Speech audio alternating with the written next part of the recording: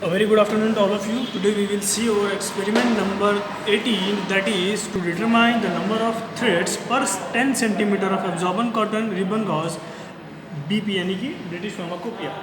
So in that ये जो experiment है सिंपल है भाई. हमको क्या करना है कि ये जो इस एक्सपेरिमेंट में क्या करना है हमको कि रिबन गॉज लेना है कॉटन का. इसको हमको 10 बाय 10 सेंटीमीटर कट करना है और उसमें हमको थ्रेड काउंट करना है कि उसमें हॉरिजॉन्टल और वर्टिकल कितने थ्रेड वहाँ पर प्रेजेंट है 10 बाय 10 के एक सैचेट में. तो उसकी स्टेप वाइज प्रोसीजर के अंदर सबसे पहले absorbent cotton ribbon gauze consists of woven fabric supplied as ribbon of various width and fast sleevage edges. तो देखो उन्होंने ऐसे बोलना है कि भाई जो ये जो कॉटन है एब्जॉर्बेंट कॉटन, तो ये अलग अलग साइज़ के अंदर अलग अलग शेप में ये अवेलेबल होती है. जैसे कि हमारे पास में यहाँ पे 2 साइज़ अवेलेबल है, तो ये जो दो साइज़ अवेलेबल है तो इसी अलग अलग साइज़ के अंदर ये मार्केट में अवेलेबल है. तो ये क्या होता है, it is purified bleach to a good white and made absorbent either before और आफ्टर वीविंग. वीविंग क्या होता है कि वीविंग मतलब कि थ्रेड से एक इस तरह का कपड़ा बनाना, इसको बोलते हैं हम वीविंग. कि थ्रेड्स मिलाकर ऐसे जो थ्रेड से आपको ये जो एक लेयर दिख रहा है कपड़े का, तो इस तरह का मटेरियल बनाने को हम वीविंग बोलते हैं.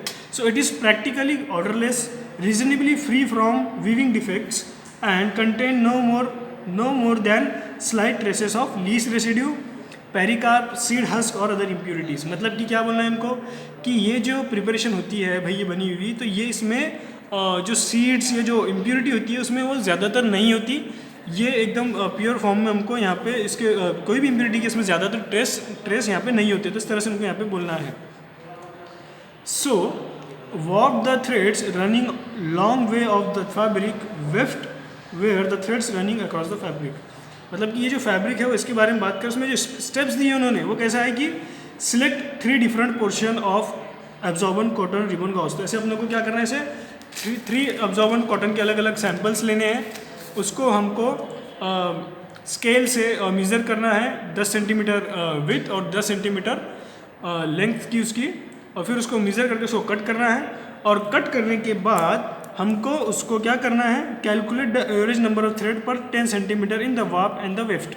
मतलब कि ये हॉरिजॉन्टली 1 2 3 4 5 6 7 8 9 10 और ऐसे 1 2 3 4 5 6 7 8 9 10 ऐसे हमको काउंट करना है कि वो कितने हैं. और वो काउंट करके फिर हमको वो जो 3 हम सैंपल लेंगे वो 3 सैंपल की हमको वैल्यू जो है वो यहाँ पे ऐड करनी है, जो अलग अलग हमको देखने को मिलेगी. और उसका हमको एवरेज निकालना है कि भाई देखो उन्होंने बोला कि वैप और वेफ्ट, तो ये देखो वैप और वेफ्ट मतलब क्या कि जो हॉरिजॉन्टली ऐसे थ्रेड्स है उसको हम क्या बोलेंगे, वेफ्ट. जो अपना जो हॉरिजॉन्टली प्रेजेंट है उसको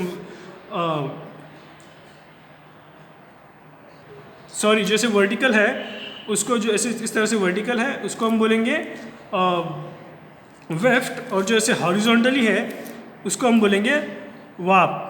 तो जो इस तरह से वर्टिकल है उसको वेफ्ट, जो ऐसे वर्टिकल थ्रेड यहाँ पे प्रेजेंट है उसको हम बोलेंगे वेफ्ट, और जो व्रैप है वो उसको हम बोलेंगे हॉरिजॉन्टली जो ऐसे थ्रेड्स प्रेजेंट है उसको.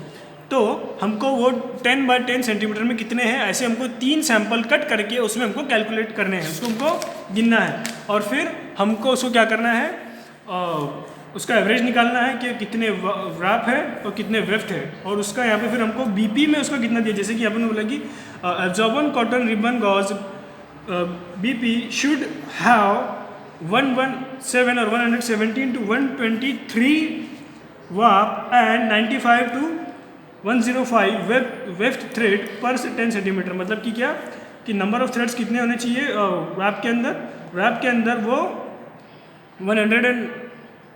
117 होना चाहिए या 123 होना चाहिए किसमें, वैप में. और वेफ्ट यानी कि वैप मतलब क्या देखे थे हमने, वैप मतलब हॉरिजॉन्टली जो थ्रेड है वो कितने होने चाहिए 117 से 123 के बीच में. और जो वेफ्ट है यानी कि जो हॉरिजॉन्टली प्रेजेंट थे वो कितने होने चाहिए 95 से 105 के बीच में.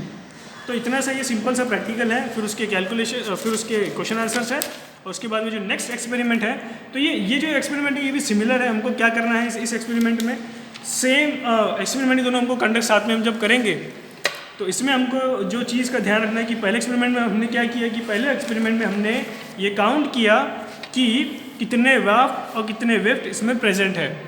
लेकिन जो दूसरा एक्सपेरिमेंट है, इस एक्सपेरिमेंट में ये काउंट करने के बाद हमको उसका क्या करना है, मीन निकालना है।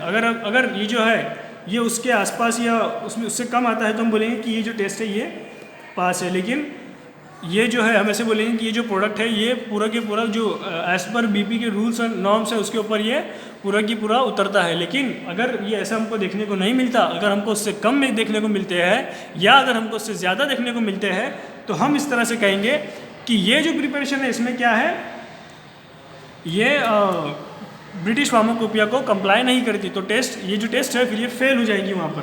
ये क्वालिटी एश्योरेंस के लिए टेस्ट है कि भाई हम जो भी जो रिबन कॉटन होना चाहिए तो वो इस तरह से बना हुआ होना चाहिए। ये उसकी आइडियल कैरेक्टरिस्टिक्स है जो कि ब्रिटिश फार्माकोपिया में ऑलरेडी दी हुई है और हमको उसको देखकर मैन्युफैक्चरिंग करनी है।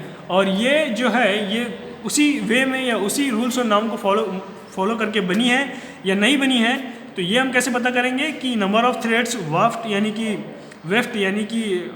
वर्टिकली और वैप यानी कि हॉरिजॉन्टली प्रेजेंट कितने हैं ये देखकर, तो इस बेसिस पे हम ये कैलकुलेट करेंगे। उसी तरह से ये जो एक्सपेरिमेंट है सिंपल है, हमको इसके बस फिर से अगर देखना है तो बस इसके स्केल से हमको 10 सेंटीमीटर और 10 सेंटीमीटर लेके इसको कट करना है 3 पार्ट्स के अंदर, और तीनों पार्ट्स की हमको कैलकुलेट करनी है कि उसमें, और फिर तीनों को कैलकुलेट करके हमको क्या करना है कि हमको उसको कैलकुलेट करने के बाद उसका एवरेज निकालना है, और एवरेज निकालने के बाद हमको उसको आइडेंटिफाई करना है कि कितने सैंपल वहाँ पर प्रेजेंट है। उसी तरह से जो हमारा दूसरा एक्सपेरिमेंट है विच इज़ एक्सपेरिमेंट नंबर 19, तो इस एक्सपेरिमेंट में हमको क्या करना है कि ये जो पिछली बार हमने जो लिया था कॉटन रिबन, इसी को हमको लेना है। और इसको क्या देखो क्या क्या करने के लिए बोला उन्होंने इस एक्सपेरिमेंट के अंदर, determine the weight of the whole ribbon gauze, और उसके बाद में क्या करना है, इसका हमको वेट लेना है। फिर उसके बाद में calculate its area by multiplying the nominal with by length measured on the unrolled glass under slight tension along the center. Then calculate करना है the weight per unit area in gram per square metre, मतलब कि हमको इसका ग्राम क्या क्या क्या क्या कैलकुलेट करना है, इसका हमको ग्राम पर स्क्वायर मीटर क्या वेट पर यूनिट एरिया कितना है भाई, इसका वेट पर यूनिट एरिया कितना है। तो हम कैसे करेंगे इसको, तो सबसे पहले तो हमको क्या करना है कि इसको वेट करना है, मतलब ये जो होल ये जो सैंपल है इसको हमको वेइंग बैलेंस पे रख के इसका वेट लेना है। फॉर एग्जांपल इसका वेट है 27.37, तो इसको वेट करने के बाद में दोनों ने क्या बोला कि इसको पहले वेट करना है होल, तो हमने इसको होल वेट कर लिया, तो इसका वेट आया फॉर एग्जांपल 27.37। फिर उसको वेट करने के बाद में हमको क्या करना है, length of unroll ribbon gauze, मतलब कि ये जो रिबन है उसको पूरी तरह से हमको उसको अनरोल करना है। इस तरह से पूरा उसको अनरोल करने के बाद में हमको उसको क्या करना है, उसकी लेंथ काउंट करनी है, लेंथ। तो हम इस तरह से लेंथ काउंट ना करते हुए हम क्या करेंगे, इसको पूरा अनरोल करने के बाद में इस तरह से उसको फोल्ड करेंगे, हम पूरी तरह से ऐसे अनरोल करने के बाद में उसको ऐसे फोल्ड करेंगे। और फोल्ड करने के बाद हम क्या करेंगे, पूरी तरह से जब वो इस तरह से फोल्ड हो जाएगा तो फिर हम क्या करेंगे, इसको ऐसे थोड़ा सा लेंथ, इसको थोड़ा सरफेस टेंशन देके हम इसकी लेंथ को कैलकुलेट करेंगे। और उसकी अगर सपोज इसकी लेंथ है इसकी 17 सेंटीमीटर, फिर 17 को हम मल्टीप्लाई करेंगे 1 2 3 4, ऐसे कितने फोल्ड बनते हैं ये पूरा ऑन करने के बाद में, ये पूरी तरह से अनरोल करने के बाद में ऐसे जितने भी फोल्ड बनेंगे उसको फिर हमको क्या करना है, उससे मल्टीप्लाई करना है। तो हमको क्या मिलेगा कि इसकी टोटल लंबाई कितनी सेंटीमीटर है वो हमको यहाँ पे मिलेंगी, कितनी मीटर उसकी लंबाई है। तो फिर इस तरह से हम जो उसकी लेंथ है उसको यहाँ पे लिखेंगे। फिर उसको हमको क्या करना है, ये जो वेट है, जो हमने ये जो हमने देखा इसका जो वेट है उसको होल वेट जितना है उसको हम किस चीज़ से डिनोटिफाई करेंगे, W से। और जो लेंथ ऑफ अनरोल्ड रिबन है, मतलब कि इसकी जो लेंथ हमने काउंट की वो कितनी है उसको हम L से डिनोटिफाई करेंगे।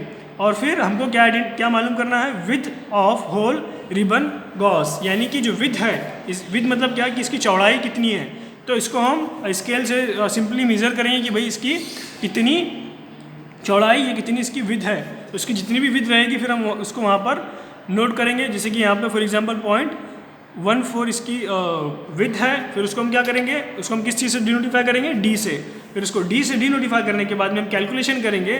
क्या आइडेंटिफाई करना है हमको next, calculate the weight per unit area, मतलब कि वेट पर मतलब एक एरिया में उसका कितना ग्राम या कितना वेट पर यूनिट के अंदर उसको रिक्वायरमेंट है, कितना वेट होता है। तो यहाँ पर हम कैसे कैलकुलेट करेंगे वेट, कि भाई एरिया ऑफ रिबन गॉस, मतलब कि एरिया ऑफ रिबन गॉस मतलब क्या, कि ए क्या रहेगा वो, area of ribbon Gauss L is multiply by D. तो L क्या है यहाँ पे, length of unrolled ribbon Gauss, मतलब कि लेंथ उसकी कितनी है, उसको हम मल्टीप्लाई करेंगे किससे, डी से, उसके विथ से।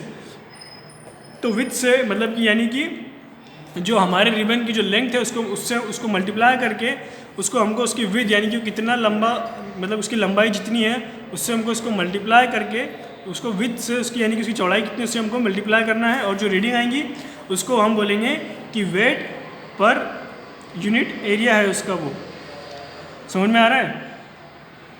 तो उसी तरह से हमने क्या पता किया, ये एरिया ऑफ रिबन गॉस। और फिर हमको wait per unit area calculate करना है, तो कैसे करेंगे हम, W इज इंटू ए। तो जो हमारा वेट है उस वेट को हमको किस चीज़ से डिवाइड करना है, हमको उसको डिवाइड करना है ए से, यानी कि एरिया ऑफ रिबन गॉस से उसको हमको डिवाइड करना है। पहले हमने क्या किया, देखो पहले हमने क्या किया, सिंपली उसका वेट लिया होल गॉस का, उसके बाद में उसकी लंबाई कितनी है हमने वो कैलकुलेट की, उसके बाद में उसकी चौड़ाई कितनी हमने उसकी वो कैलकुलेट की, और जो उसका वेट था उसको हमने W से डिनोटिफाई किया, जो उसकी लंबाई थी उसको हमने L से डिनोटिफाई किया, और जो उसकी विड्थ थी उसको हमने D से डिनोटिफाई किया। लेकिन जब हमने उसका एरिया ऑफ रिबन गॉस को पता करना था और वेट पर यूनिट पता करना था, तो हमने क्या किया, सबसे पहले एरिया ऑफ रिबन गॉस को पता करने के लिए हमने क्या किया कि जो उसका वेट है यानी कि जो एरिया ऑफ रिबन गॉस हमने कैसे कैलकुलेट किया, ए को L is multiply by D। तो L यानी कि क्या, L मतलब लंबाई, उसको हमने मल्टीप्लाई किया किससे, चौड़ाई से। तो जो रीडिंग आई वहाँ पर हमारी, तो वो क्या आई, फिर वो जो रीडिंग आई वो एरिया ऑफ रिबन गॉस की, ये उसकी एरिया ऑफ रिबन गॉस है। रिबन गॉस कितना है 0.596 यहाँ पे सपोज रीडिंग है पर स्क्वायर मीटर, ग्राम पर स्क्वायर मीटर। और उसके बाद में वेट पर यूनिट एरिया, मतलब कि जो इतने एरिया के ऊपर वो कितना वेट लगाएगा एक पर्टिकुलर यूनिट के ऊपर, तो वो कैसे कैलकुलेट करेंगे, W is divided by A। W क्या है यहाँ पे, weight is divided by A मतलब क्या, एरिया ऑफ रिबन गॉस, मतलब कि रिबन गॉस के वेट से हम area of ribbon Gauss divide करेंगे। तो जो रीडिंग आएंगी वहाँ पे सपोज यहाँ पे आ रही है 50.12 ग्राम पर स्क्वायर मीटर। तो इतना जो है ये 5 ग्राम पर स्क्वायर मीटर, ये उसकी क्या है, ये उसका है वेट पर यूनिट एरिया। तो इस तरह से आपको ये कैलकुलेट करना है, और इस तरह से आपका एक्सपेरिमेंट नंबर 18 और 19 यहाँ पे ख़त्म होता है। In next experiment we will see your experiment number 20, that is to determine sulphate ash of absorbent cotton wool. Thank you.